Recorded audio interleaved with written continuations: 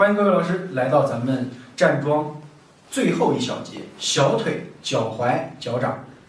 那么我们在站桩的过程当中呢，很多老师说，老师我的小腿会不自觉的发紧，甚至站完桩之后小腿还是发酸发沉的，而且脚踝和脚掌也有轻微的一种不舒适感。那么咱们先把问题跟老师们总结一下，我们为什么会出现这样的问题？那么同样问题也就在答案当中，答案也是说着问题。老师们可以从侧面观察一下，我们在站桩的过程当中，立身中正，周身自然，向下沉以后，我们的重心是会随着髋关节与膝关节的折叠夹角形成一种向下沉，所以此时此刻我们身体的上半身大部分重量都是会随着折叠而向后靠。那么这个过程当中，按照人体物理的说法，我们的重心确实就偏向于我们的足跟位置。所以老师们都听过呀，站桩时我们的这个脚上是前三后七，他也听过前七后三。那咱先解决前三后七的问题，它主要讲解的是一种重心。因为我们的后移中线，所以呢我们会导致重量往脚后跟上走。那这样子的过程我们看到了没有？小腿它会随着重心垂直向下，不会影响到我们去进行小腿的发力。我们为什么小腿会僵？就是因为我们在站桩的时候老感觉想往后倒，所以身子会不自觉的向前去倾，为了把重心往脚掌上前侧去压一些。所以我们身体越靠前，小腿的发力就越明显。我们小腿为什么紧？就是因为我们有一些前倾了，所以说小腿才会紧张。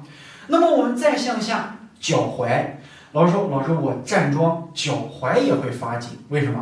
其实它跟我们的外旋还是有关系。脚踝我们只要放松下沉，它也是不发力的。什么时候会发力？外旋、内旋。这个时候你的脚踝为了让你的脚掌去抓住地面，去和地面形成生根的一个条件，它会用一种反关节的形式去对抗你大腿外旋的力，所以脚踝此时此刻也会发力向里去转。那么我们还回到咱们上一节课的那个说法，你只要放松，踝关节也是不会发力的。所有的问题都出现在我们刻意去进行发力，违背了站桩咱们说的道法自然的这样的一个方式。不要去主观进行外撑或者发力，让它形成一种恒定自然向下放松下沉的感觉，来避免出现僵着的问题。所以这是脚踝，只要不外撑、不内扣、不向前用劲顶，脚踝自然也就不会被影响了。大关节影响小关节，同时带动小关节，记住这个。那最后我们的脚掌，刚才也说了，我们在站桩的时候往下一沉，当胯一折叠，重心会向后走，那么我们的脚掌重心感觉也是在脚后跟的，是吧？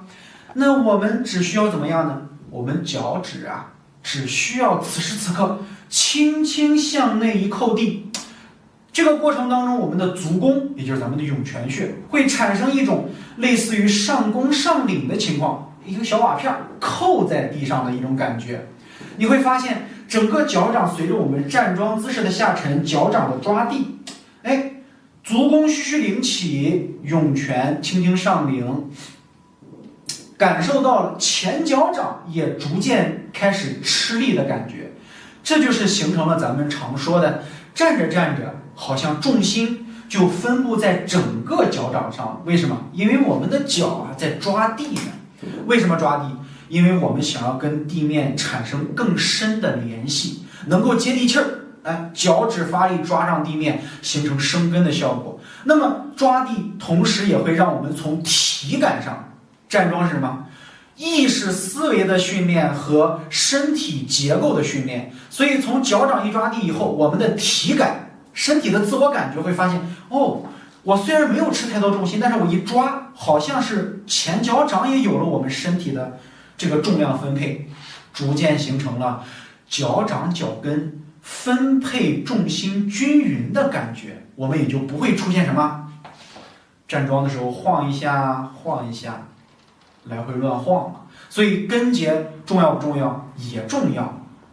需要怎么办？需要去找感觉，用意识去引领咱们动态的一种变化，达到形神统一，才能形成咱们站桩的正确姿态。